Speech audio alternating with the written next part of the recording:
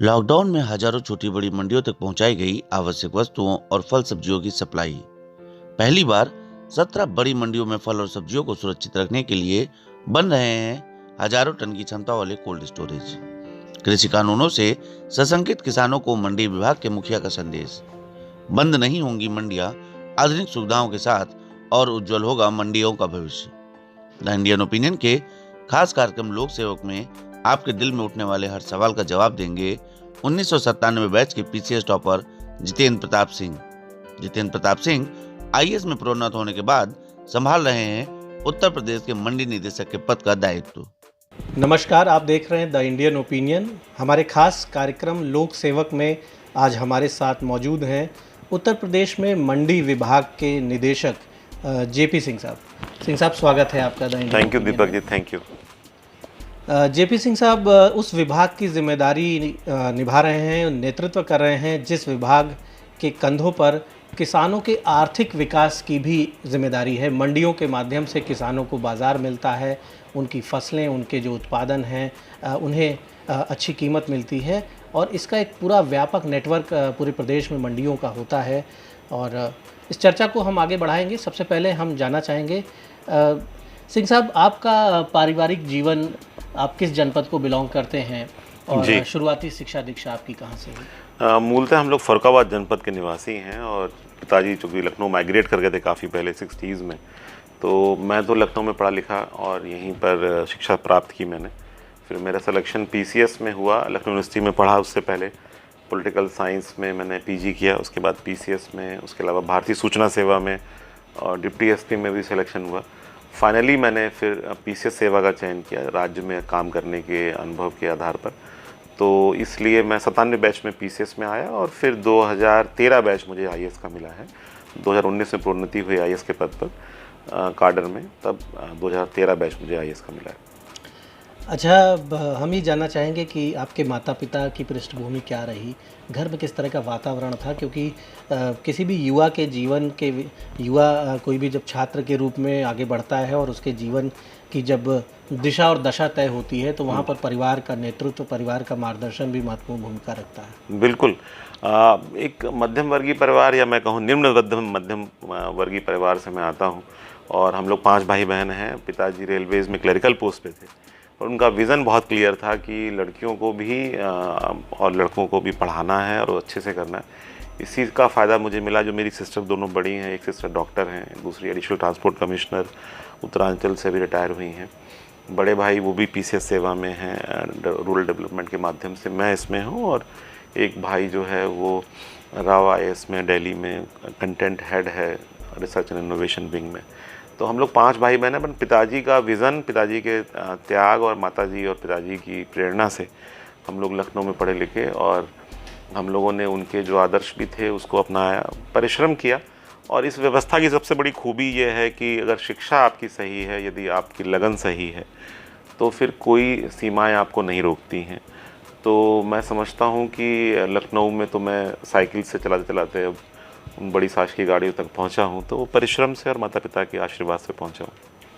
ये बहुत महत्वपूर्ण बात है कि एक छात्र के रूप में साइकिल से स्कूल कॉलेज जाना, कोचिंग जाना या पढ़ाई करना और उसके बाद अपने ऊंचे मनोबल, इच्छा शक्ति के दम पर, परिश्रम के दम पर उस स्तर को प्राप्त करना जिसे समाज में एक युवाओं के लिए सपना माना जाता है। एक सर्वोच्च स्तर हमारे समाज का ऑल इंडिया सर्विसेज तक पहुँचना एक सपना होता है हर नौजवान के लिए। और एक ख़ास बात मैं यहाँ पर बताना चाहूँगा कि आप जब पीसीएस में आपका जब चयन हुआ तो 1997 में आप यूपी के टॉपर भी रहे, यूपी पीसीएस के। हाँ, ये सही बात है। मैं पॉलिटिकल हिस्ट्री से लखनऊ से बहुत वर्षों बाद 1986 में जेपी सिंह साहब ने टॉप किया था। उसके अलावा प्रयागराज की काफ़ी अच्छी शिक्षा व्यवस्था भी थी, मोनोपोली सी थी। उसके 10 साल बाद फिर मैंने 97 में पीसीएस में टॉप किया था। तो जो हमारे नौजवान स्टूडेंट्स जो इस स्टोरी को देख रहे हैं, जो इस इंटरव्यू को देख रहे हैं, उनके लिए आपका व्यक्तित्व तो बहुत ही प्रेरक व्यक्तित्व है। और जैसा कि आपने बताया कि जब आप पढ़ते थे तो साइकिल से कॉलेज जाते थे, वो नौजवान जो अपने माता पिता से ज़्यादा संसाधन मांगते हैं, कॉलेज गए नहीं, हाई स्कूल इंटर में नहीं पहुँचे कि उन्हें बाइक चाहिए राइड करने के लिए, बाइक से चलने का शौक़, महंगे मोबाइल रखने का शौक़, और आपकी जो ऊंचाई है, आपकी जो उड़ान है, वो संसाधनों की मोहताज नहीं है, वो आपके कठिन परिश्रम की मोहताज है, आपके मनोयोग की मोहताज है। और ये वहाँ पर जो भूमिका इन चीज़ों की है वो जेपी सिंह साहब ने करके दिखाया।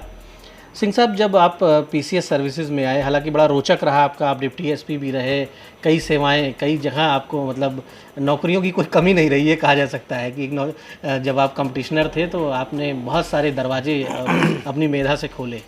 हाँ, मैं सौभाग्यशाली रहा, मैं ये कह सकता हूँ कि एमए करने के साथ ही मुझे यूजीसी की फेलोशिप मिल गई थी पॉलिटिकल साइंस में ही। नेट क्वालिफाई मैंने कर लिया था और माता पिता की इच्छा थी कि मैं पीसीएस में आऊँ, तो मैं सफल रहा उसमें। तो ये संयोग है, ईश्वर की कृपा है।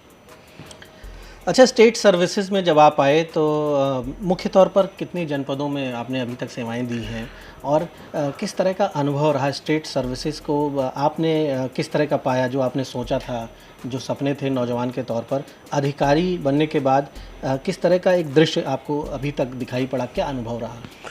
दीपक जी, मैं कहना चाहूँगा बहुत अच्छा अनुभव रहा है। पिछले करीब 24 वर्षों से हम लोग इस स्टेट में हैं और इतना बड़ा स्टेट है कि इसकी आबादी के हिसाब से भी विश्व के 7वां-8वां सबसे बड़ा देश बन सकता है। 75 जनपद हैं, तो काफ़ी बड़ा प्रदेश है। करीब 12-14 जनपदों में मैंने कार्य करने का सौभाग्य प्राप्त किया। बुलंदशहर में उस समय उत्तरांचल अलग नहीं था, नैनीताल में भी, और बुलंदशहर, इटावा, अलीगढ़, मेरठ, बिजनौर, शाहजहाँपुर, बहराइच, बाराबंकी, लखीमपुर खीरी, गोरखपुर, इटावा इत्यादि में मैंने काम किया। विभिन्न पदों में, विभिन्न विभागों में कार्य किया है। तो उत्तर प्रदेश अपने आप में एक देश के बराबर है, तो इस पूरे प्रदेश में काम करना अच्छा अनुभव रहा है। चूँकि हम लोग यहीं की मिट्टी के हैं, तो हमें सुविधा भी होती है यहाँ की बात और भावना को समझने में, उससे भी मुझे सहूलियत रही है। और बहुत अच्छे अधिकारी, बहुत अच्छे वरिष्ठ लोगों से मुलाकात हुई, उन लोगों ने सिखाया, काम भी सिखाया, जहाँ गलती थी वहाँ टोका भी। तो अच्छे अनुभव रहे। कुल मिला के मैं कह सकता हूँ कि मेरे अनुभव काफ़ी अच्छे रहे।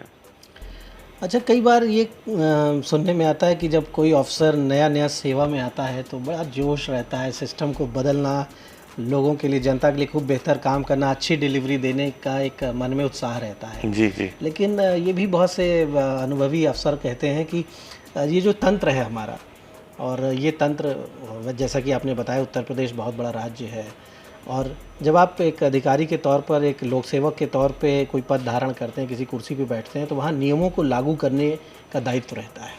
और जब आप नियमों को लागू करते हैं, अनुशासन को स्थापित करते हैं, तो बड़ी टकराहट होती है कि समाज और सरकार, प्रशासन और समाज, ये एक द्वंद्व चलता रहता है लगातार।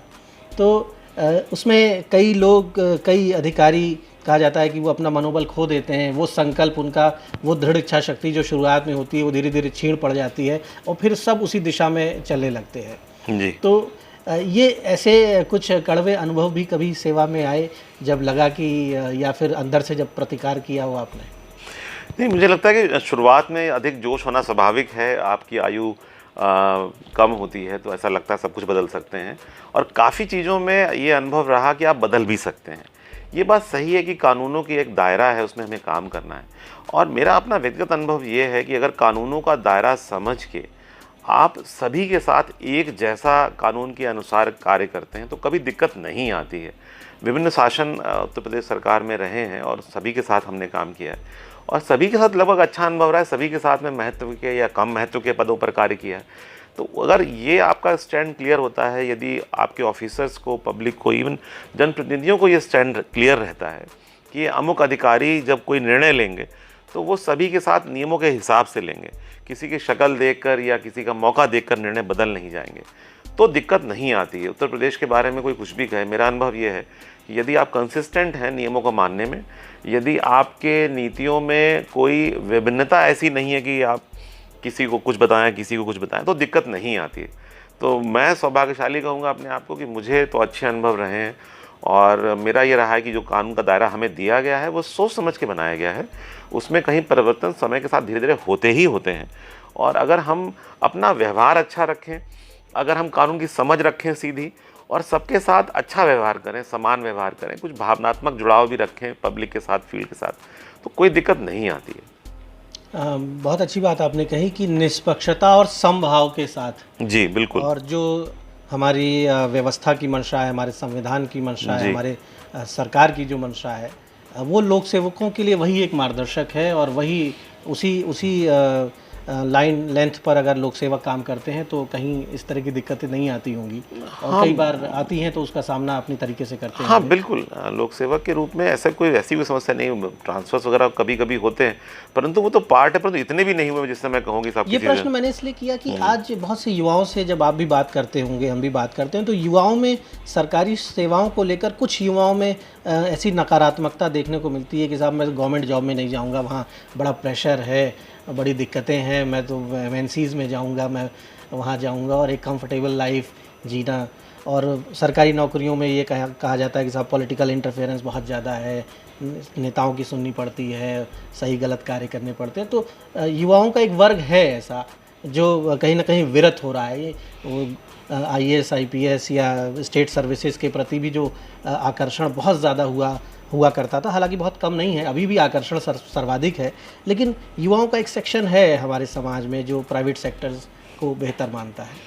हाँ, समय परिवर्तनशील है और सेवाओं के जो स्थान है उनकी भूमिकाओं में भी परिवर्तन होता है। अब ये सबकी अपनी अपनी प्राथमिकता हो सकती है कि वो क्या उनके जीवन में लक्ष्य है उनका। मुझे लगता है कि मैं भारतीय सूचना सेवा में आईसलाइट के माध्यम से गया था, और अपने स्टेट में आने का कारण भी यही था कि साहब अपने स्टेट में रहेंगे, अपने परिजनों के भी पास रहेंगे, नौकरी से हमें जीविका तो मिलती ही मिलती है, साथ में जो सेटिस्फेक्शन मिलता है। कई बार दीपक जी, फील्ड में हम लोग काम करते हैं, 22 वर्ष पहले मैं एक जगह एसडीएम था, तो एक सड़क मैंने खुलवाई थी उस गांव में।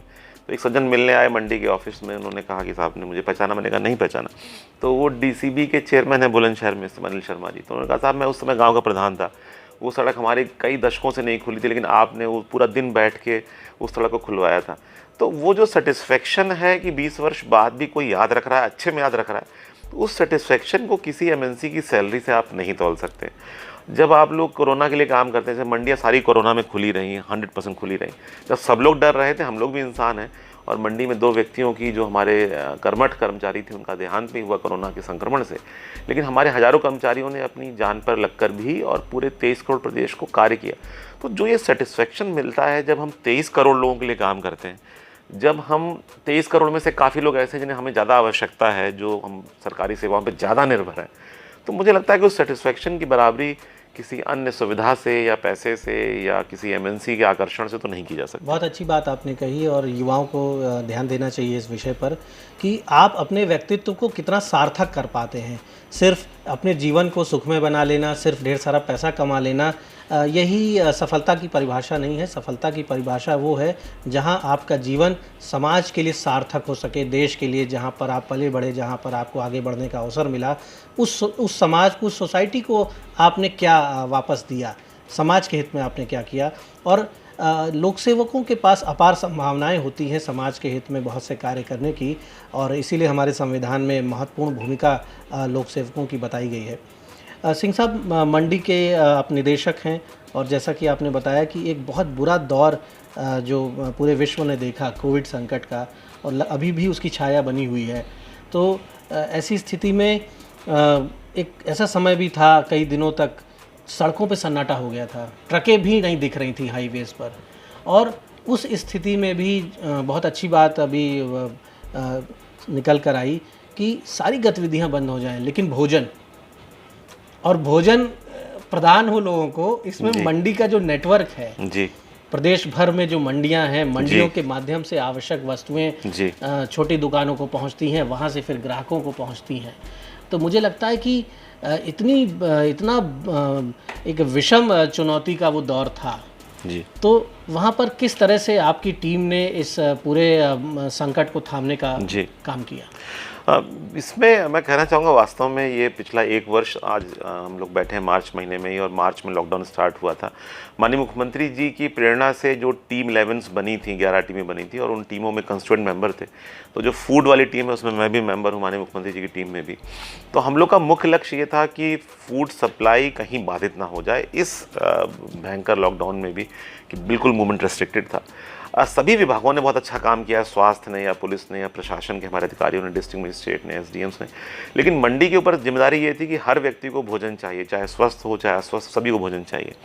तो माननीय मुख्यमंत्री जी से हम लोगों ने जो भी अपने पक्ष रखे कि हमें ये मूवमेंट कराना है, व्हीकल्स का कराना है, हमें ये पासेस चाहिए, तो वो डाउन द लाइन मैसेज था, सभी जिलों यूनिट्स को था। तो हमारे मंडी के कर्मचारियों को हर जगह मूवमेंट फ्री था। और जो हमारे ट्रक थे, सामान के ट्रक थे, जो प्रदेश के अंदर भी और प्रदेश के बाहर भी, दीपक जी, जैसे बहुत सारा सामान अनाज ऐसा है जो बाहर से, जैसे प्याज को ले लीजिए तो महाराष्ट्र से आता है, मध्य प्रदेश से भी आता है। इसी प्रकार से बहुत सारी दालें या बहुत सारा दूध का मटेरियल भी बाहर से आता है हमारा। तो उस दशा में हम लोगों को ये मुख्यालय से और हमारा जो माननीय मुख्यमंत्री जी की जो टीम थी, एपीसी महोदय और हमारे अपर मुख्य सचिव महोदय देवेश चतुर्वेदी सर, तो हम लोग की टीम का इतना कोऑर्डिनेशन था, हम लोग 24 घंटे कनेक्शन में थे। तो जब सारा ट्रैफिक भी बंद था तो पुलिस विभाग से समन्वय करके हम लोगों ने फूड सप्लाई के ट्रक को एग्जाम्प्ट कराया। जब कभी ऐसा हुआ शुरुआत में कि गेहूं के मिलों के पास में जो आटा पीस थी, उनके पास गेहूं की शॉर्टेज हो गई और नया गेहूं उस वक्त नहीं आया था, चूँकि आप याद करेंगे मार्च की बात थी, नया गेहूं जनरली 15 अप्रैल के बाद या अप्रैल के लास्ट में आता है, तो उस समय गेहूं की शॉर्टेज हो गई। तो खाद्य विभाग से बीना मीणा मैम जो प्रमुख सचिव खाद्य हैं, तो उनसे हम लोगों ने कोऑर्डिनेट किया, जो फूड कमिश्नर हैं मनीष चौहान साहब, उनसे कोऑर्डिनेट किया। हम लोगों ने एफसीआई से फिर गेहूं दिलवाया, ऑफकोर्स उस रेट पर, जो ऑफिशियल रेट है उस पर दिलवाया, कि साहब आटे की कमी ना पड़ पाए। उसका फ़ायदा हमें ये मिला कि जो कोऑर्डिनेशन था माननीय मुख्यमंत्री जी का, जो दैनिक अनुश्रवण था, जो अभी तक जारी रहा है, एपीसी महोदय और हमारे एसीएस महोदय का जो सुपरविज़न था, हमारी जो पूरी टीम थी वो 24 घंटे अवेलेबल थी, एक्सेसिबल थी। हम लोगों ने जो फूड को इंश्योर करने के लिए करीब 40-42 हज़ार ई रिक्शा का इस्तेमाल किया, क्योंकि परिवहन बंद हो चुका था, ई रिक्शा भी खड़े हुए थे।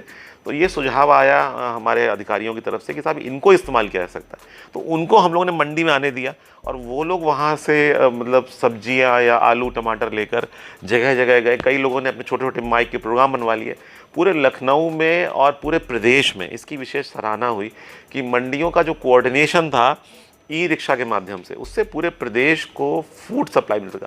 तो जो ये सेटिस्फेक्शन है जो आपने कहा, वो सेटिस्फेक्शन मुझे नहीं लगता किसी नौकरी में संभव है। एक अलग तरह की जीवन शैली विकसित हुई कोविड क्राइसिस के दौरान।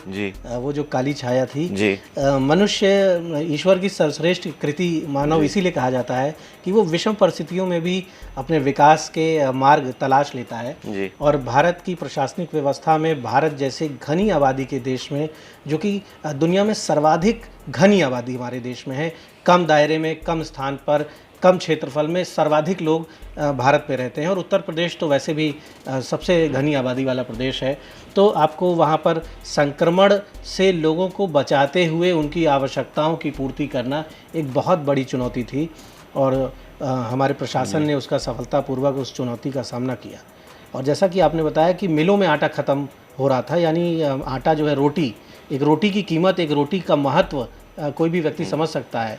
तो किस तरह से ये सारा कुछ किया गया, वो एक बड़ा काम था। सिंह साहब, मंडियों की जो भूमिका है वो निसंदेह वो बहुत महत्वपूर्ण भूमिका है। एक और दायित्व है आपके पास कि आप मंडियों को इस प्रकार से संचालित करें कि जो हमारे किसान वहाँ अपने प्रोडक्ट्स लेके आते हैं, अपनी उपज लेके आते हैं, बहुत सुगमता से वो उपज उनकी बिके और उन्हें उसकी अच्छी कीमत मिल जाए, वहाँ शोषण ना हो, उनका एक्सप्लॉयटेशन ना हो। कई बार जो रिटेल प्राइस होता है, आप देखते होंगे कि किसान से जो वस्तु 2 रुपये किलो में खरीदी गई, 5 रुपये किलो में खरीदी गई, वो आगे 30 रुपये 40 रुपये किलो में बेची गई।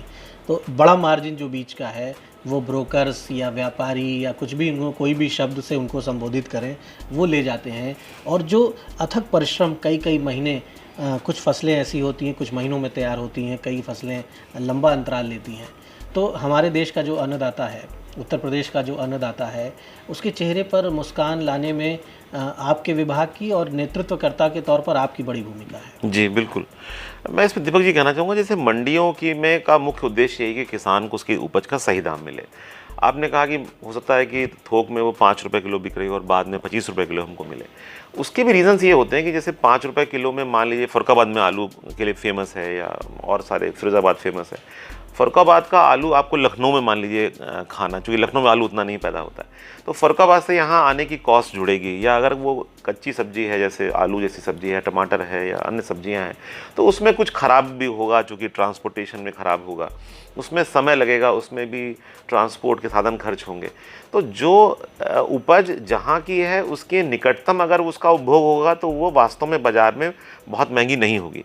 अगर आपको आम खाने हैं, आम के सीज़न में तो आपको मान लीजिए 20 रुपए में आम मिल सकता है, लेकिन अगर आप आम खाना चाहें जूस के माध्यम से, मान लीजिए कि नवंबर के महीने में, तो ऑफ कोर्स वो 100 रुपये का शायद 1 लीटर आम मिलेगा आपको।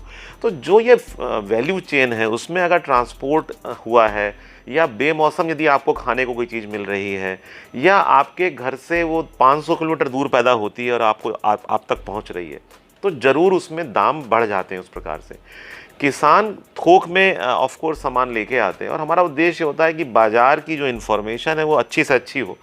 मंडियों पर काफ़ी लोगों का विश्वास अभी भी है, जैसा अभी आपने हाल में भी देखा कि लोग मंडियों में काफ़ी विश्वास जता रहे हैं, तो मंडियों में उनको हमेशा ही अच्छे दाम मिले हैं। ये ज़रूर है कि उपभोक्ता के अगर फुटकर से देखेंगे, तो जैसे मैंने बताया कि अगर वो उसमें वैल्यू चेन में अगर उसका कोई एडिशन है उसका, कि उसमें उसको कोल्ड चेन में डाला गया है, या दूर लाया जाया गया है, या अधिक लोग श्रम में लगे हैं, तो उसमें ज़रूर दाम बढ़ते हैं। तो किसानों को नीलामी के माध्यम से, डिजिटल मंडी के माध्यम से, इनाम के माध्यम से हम लोग का प्रयास है कि उनको मैक्सिमम अच्छा दाम मिले।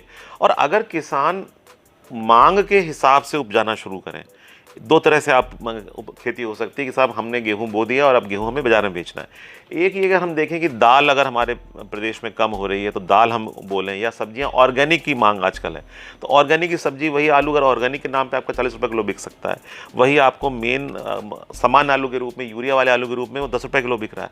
तो जो मांग है बाजार की, उसके सूचना का हम प्रसार करें, किसान उसको अडॉप्ट करे, और हम उसको, क्या आवश्यकता है मार्केट में, गैप, जी, मार्केट में किन चीजों का महत्व ज्यादा है, क्या हमें ज्यादा चाहिए, बिल्कुल, और हम वही पैदा कर रहे हैं जो ऑलरेडी सरप्लस है, जो ऑलरेडी पर्याप्त मात्रा में उपलब्ध है। तो डिमांड एंड सप्लाई का जो रूल है, हाँ, उसको किसान अगर थोड़ा ध्यान रख ले, किसान अश्योरेंस चाहता है कि साहब अगर हमने मान लो उपजा ले फिर क्या होगा, मान लीजिए हमने नए तरह से सोचा, ऐसा तो नहीं हमारी उपज ना बिके, जबकि अब ऐसा नहीं है।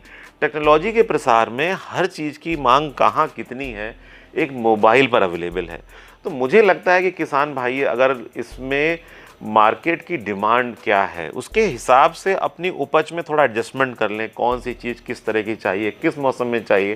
जैसे काफ़ी बड़ी मात्रा में हम लोग खाद्य तेल का आयात कर रहे हैं, काफ़ी बड़ी मात्रा में दाल का आयात कर, जिसमें विदेशी मुद्रा भी खर्च होती है। तो उन चीज़ों के बारे में अगर हम करें, और हमारी भी जिम्मेदारी, किसान से हम अपेक्षा रखें, लेकिन हमारी भी जिम्मेदारी है करने की जरूरत है, हाँ, क्योंकि अभी भी गाइड भी करें और उनको ढांचा भी दें। बहुत अच्छी बात आपने कही कि खाद्य तेल हम आयात कर रहे हैं, जी जी, यानी हम पर्याप्त सरसों नहीं उगा पा रहे हैं, हम सनफ्लावर नहीं उगा पा रहे हैं, हम सोयाबीन का तेल नहीं बना पा रहे हैं, जबकि हमारे पास खेत हैं, हमारे पास श्रम शक्ति है, किसान हैं। दाल, आपने बहुत अच्छी बात कही, अरहर की दाल भारत में, उत्तर भारत में तो हर घर में उसके बगैर भोजन संपूर्ण नहीं होता है, और अरहर नहीं है हमारे पास, अरहर की दाल नहीं है हमारे पास पर्याप्त। तो किसानों के लिए ये ज़रूरी है, जो आपने इशारा किया है, कि उन वस्तुओं को, उन उत्पादों को, उन कृषि उपजों को तैयार करें, उनको प्रोड्यूस करें जिसकी मार्केट में डिमांड ज़्यादा है।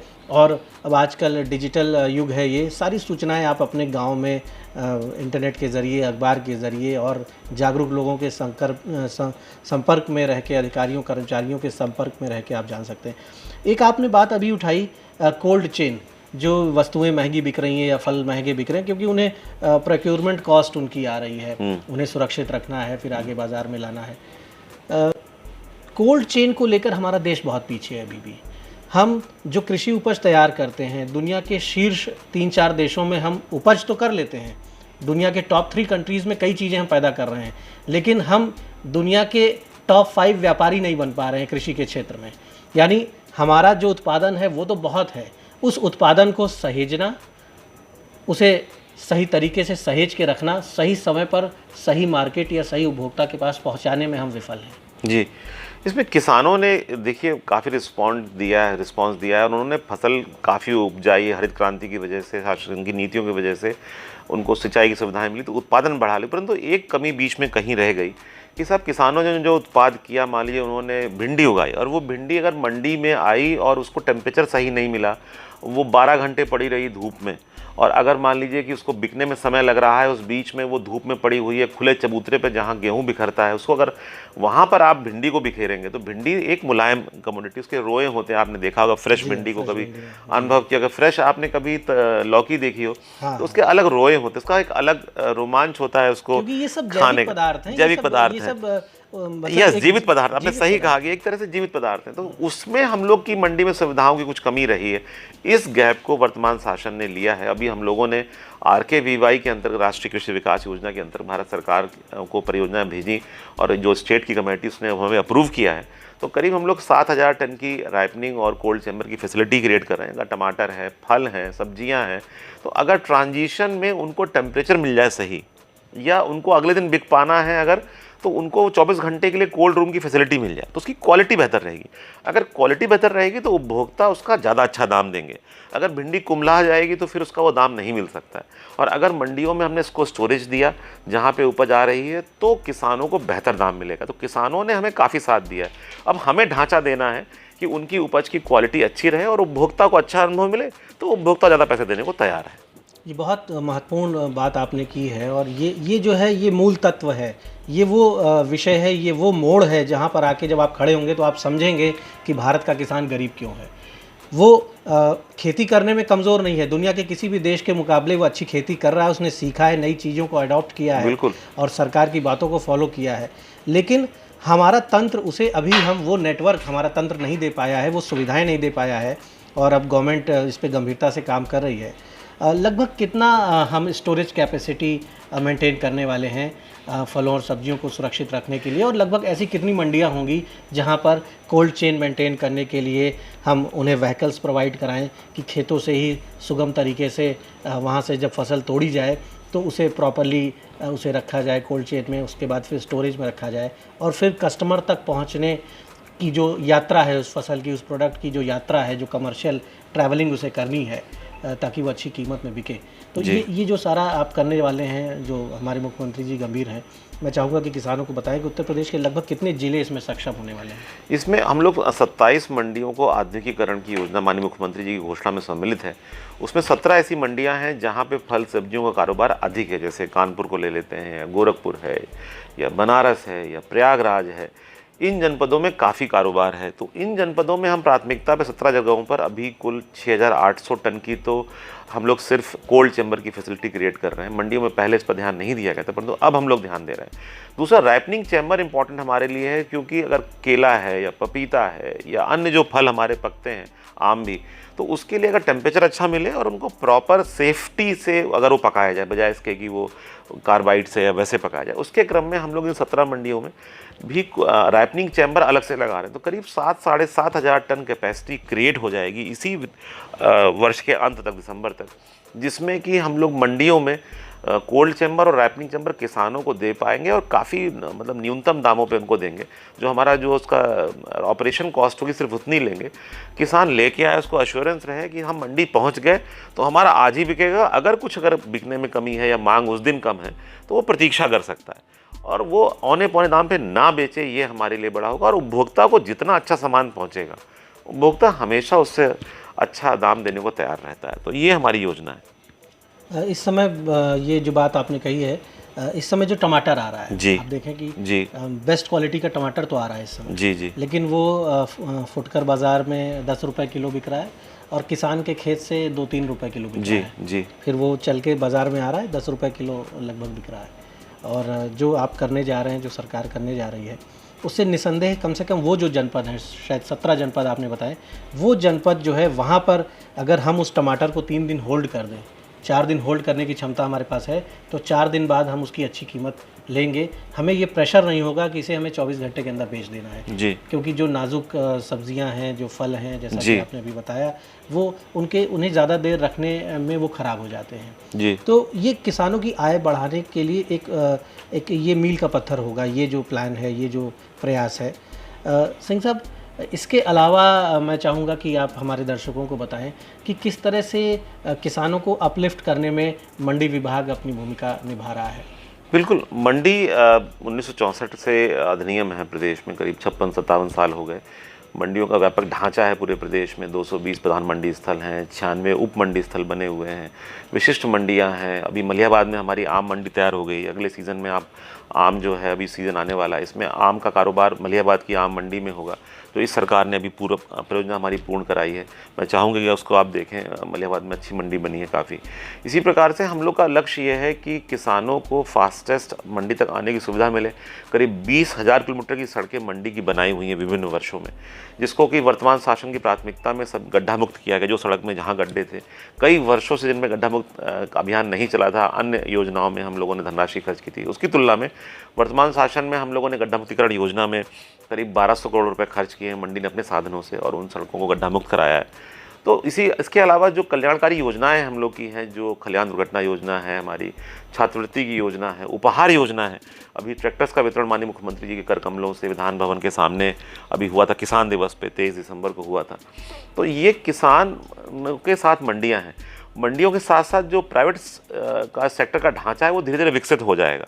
तो मंडियों की मुख्य भूमिका ये है कि एक अच्छी सुविधा, वैकल्पिक, अच्छी कीमतों पर, पारदर्शिता से और न्यूनतम समस्याओं के साथ उपलब्ध रहे। बाकी भारत के व्यापारी या अन्य जो कार्य करेंगे सो करेंगे, परंतु मंडियां किसानों के साथ में 50-56 सालों से जुड़ खड़ी हुई हैं।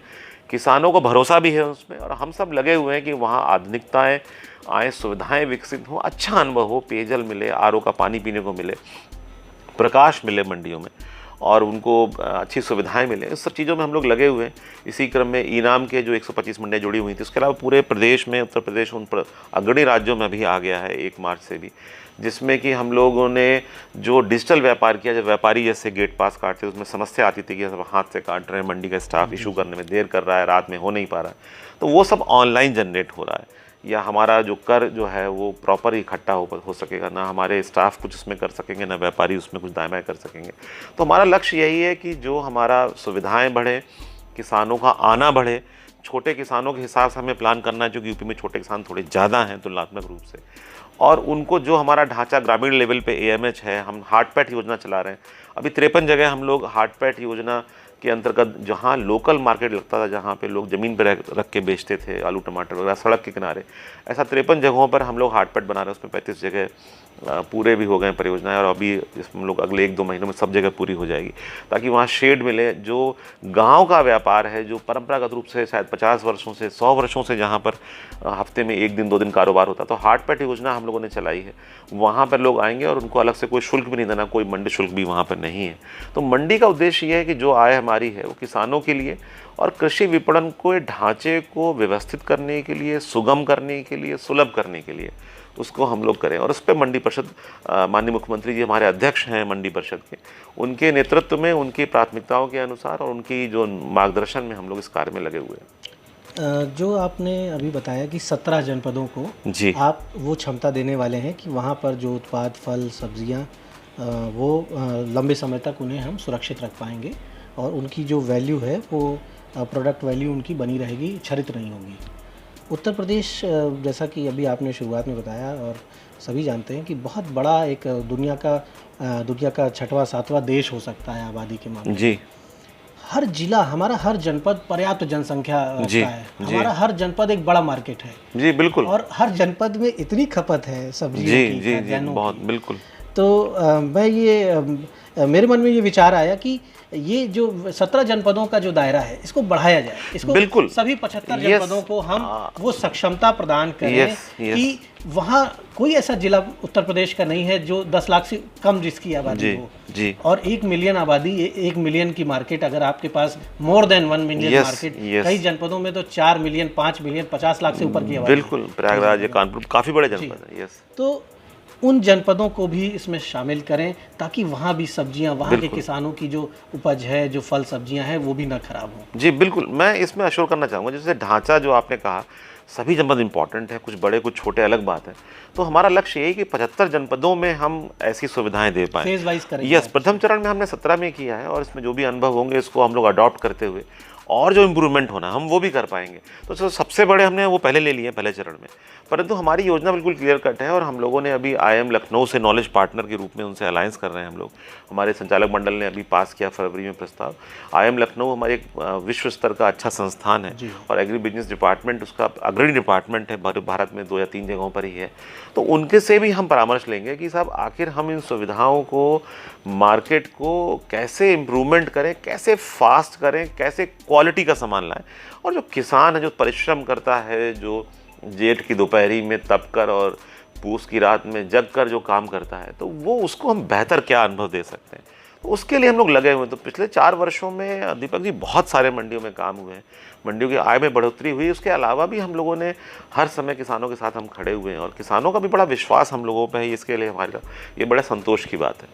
अच्छा, मंडियों में जो ग्रीवेंस रिड्रेसल के लिए कोई शिकायत है या परेशानी है किसान की या छोटे व्यापारी की, तो आपने निश्चित तौर पे आपका तंत्र इस दिशा में भी कार्य कर रहा है। बिल्कुल, हो सकता है हेल्पलाइन नंबर्स भी जारी किए बिल्कुल, टोल फ्री नंबर्स, और जो स्थानीय स्तर पर आपके अधिकारी हैं, मंडी के सचिव हैं, मंडी निदेशक हैं, तो क्या ये सारे लोग प्रोएक्टिव होकर अपनी सेवाएं वहाँ पर स्थानीय तौर पर दे रहे हैं? ऐसा तो नहीं कि बहुत शिकायतें आती हैं मुख्यालय स्तर तक? नहीं, निराकरण होता है दीपक जी। और जैसे 155 241 155 241 हमारा टोल फ्री नंबर है, उस पर कॉल्स आती हैं। उसके अलावा माननीय मुख्यमंत्री जी ने चूंकि शुरुआत से शिकायत निस्तारण पर ध्यान दिया, जो IGRS सिस्टम है उत्तर प्रदेश शासन का, जो CM हेल्पलाइन का जो कॉन्सेप्ट है, उसके माध्यम से भी शिकायतें आती हैं। तो जो शिकायतों को पारदर्शिता से दर्ज करने की व्यवस्था इस शासन में रही है, उसमें मंडी की शिकायतें भी आती हैं, हम लोग उसका निराकरण करते हैं, उनका मॉनिटरिंग होती है, शासन स्तर पर उसकी समीक्षा होती है। किसी व्यापारी को अपनी उपज बेचने में दिक्कत आ रही है, या उसे लगता है कि उसका शोषण हो रहा है, उसे परेशान किया जा रहा है, या अच्छा प्रोडक्ट उसने तैयार किया है, उसे मार्केट वो नहीं ढूंढ पा रहा है, तो वो आपसे संपर्क करके, मंडी विभाग के लोगों से संपर्क करके मार्गदर्शन ले सकते हैं, मदद ले सकते हैं। बिल्कुल, जो निकटतम मंडी है वहाँ कहीं भी चले जाएं और उस मंडी में उनको पूरी सुविधा मिलेगी। अगर उन्हें कहीं लगता है कि कोई उनकी प्रॉब्लम अटेंड नहीं हो रही है, तो हमारा टोल फ्री नंबर जो राज्य मुख्यालय का भी है, पूरे प्रदेश में कहीं निःशुल्क मिला सकते हैं, 155 241 155 241, उसको मिला लें, हमारे तक बात पहुंचेगी और हम आप तक पहुंचेंगे। आज की टेक्नोलॉजी के ज़माने में, मोबाइल के ज़माने में मेरे पास फ़ौरन फ़ोटो आ जाते हैं किसी भी जगह से, हम लोग के जो CUG नंबर्स हैं उस पर, कि साहब देखिए यहाँ पे क्या हो रहा है, यहाँ पे सफाई नहीं, यहाँ पे गंदगी है, यहाँ पे पानी भरा हुआ है, तो हम लोग रिस्पॉन्ड करते हैं। हमारी टीम में हम लोग करते हैं। अगर कहीं कोई कमी रहती है कभी कभी, तो कार्रवाई भी हुई है। सफाई को लेकर भी मंडी सचिव निलंबित तक भी हुए, अगर सफाई व्यवस्था ठीक नहीं थी, तो हम लोग रिस्पॉन्ड करते हैं। तो हमें हमेशा सर्विसेज को इम्प्रूव करना है और 23 करोड़ 24 करोड़ आबादी को हमें संतुष्ट करना है, ये हमारा चैलेंज है। तो जैसा कि आपने कहा कि किसानों को, व्यापारियों को और उपभोक्ताओं को संतुष्ट करने के लिए मंडी विभाग लगातार प्रयासरत है। और एक और प्रश्न यहाँ पर करेंगे, अगर हम राजनीति को अलग कर दें, नॉन पॉलिटिकल व्यू से बात करें, तो जो नए कानून आए हैं और मंडी को लेकर बड़ी चर्चाएं हो रही हैं, तमाम अफवाहें भी उड़ रही हैं, जैसे मंडियाँ समाप्त हो जाएंगी, मंडियाँ छिन जाएंगी किसानों से, व्यापारियों से।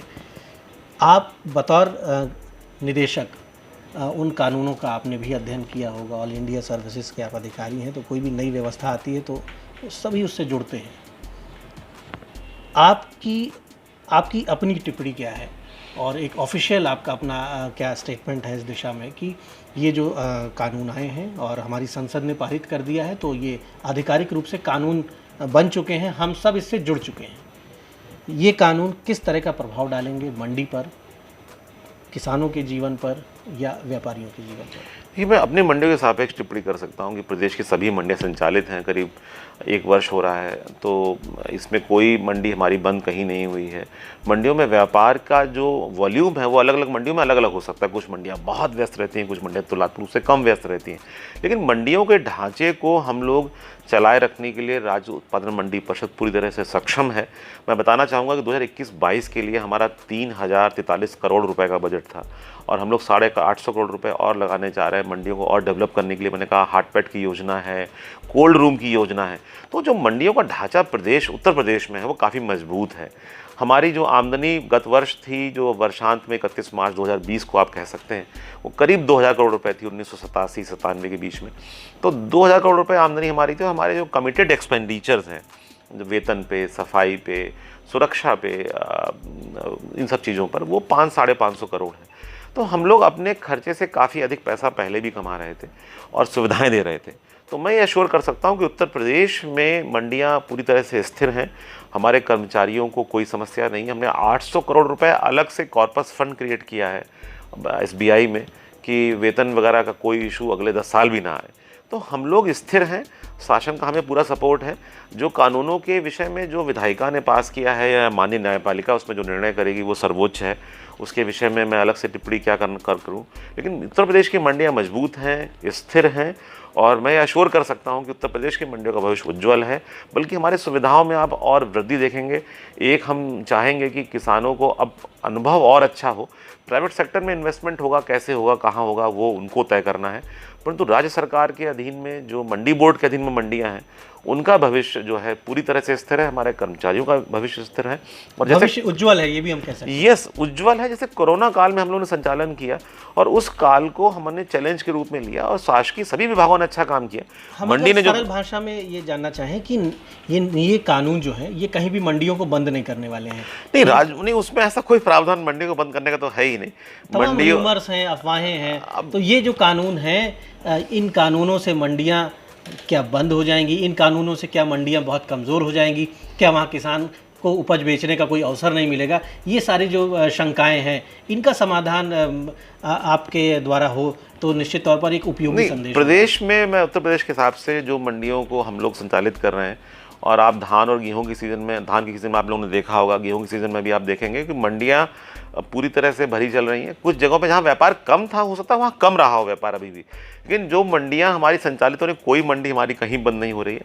बल्कि हम कुछ और नई मंडियां भी लेके आ रहे हैं। कुछ जगहों पे जहां हमारे ज़मीन हमने ले ली थी वहाँ पे हम गोदाम विकसित कर रहे हैं। SWC के साथ में हम लोग 1,85,000 टन की कैपेसिटी क्रिएट कर रहे हैं। हम लोग RKVY के अंतर्गत कोल्ड रूम क्रिएट कर रहे हैं। तो ये तभी कर रहे हैं कि हमें दिख रहा है कि हमारे पास साधन भी हैं और हम इन मंडियों में इतना मजबूत कर लें इन मंडियों को कि अगर किसी भी प्रतिस्पर्धा में हमें जाना पड़े भविष्य में तो हम मजबूती से खड़े हों। हम पे किसानों का भरोसा है, ये हमारे लिए सौभाग्य का विषय है। उत्तर प्रदेश के सापेक्ष मैं आश्वस्त कर सकता हूँ कि मंडियों का भविष्य स्थिर है, उज्ज्वल है और मंडी परिषद अपनी भूमिका को निर्वहन करने में पूरी तरह सक्षम है। तो आपने सुना JP सिंह साहब को हम बहुत बहुत धन्यवाद देते हैं आपको। आपने अपना बहुमूल्य समय दिया और बहुत सी उपयोगी बातें आपने बताई, न सिर्फ छात्रों के लिए, विद्यार्थियों के लिए, जो प्रतियोगी छात्र हैं उनके लिए, साथ ही साथ किसानों और व्यापारियों के लिए भी आपने बहुत सी उपयोगी बातें बताई हैं। किसान जो कि हमारे देश की अर्थव्यवस्था की भी रीढ़ हैं, कैसे उन्हें आगे बढ़ना है, कैसे उन्हें अपनी आय बढ़ानी है, कैसे उन्हें मंडियों से सहयोग प्राप्त करना है, दिक्कत आने पर क्या करना है, कहाँ संपर्क करना है, टोल फ्री नंबरों पे कॉल करना है।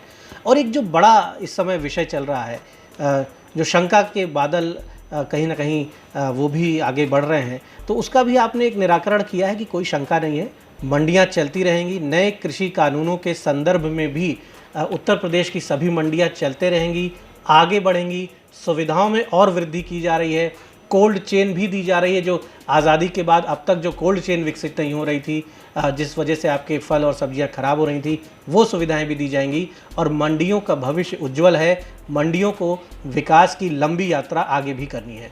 धन्यवाद। धन्यवाद दीपक जी, बहुत बहुत।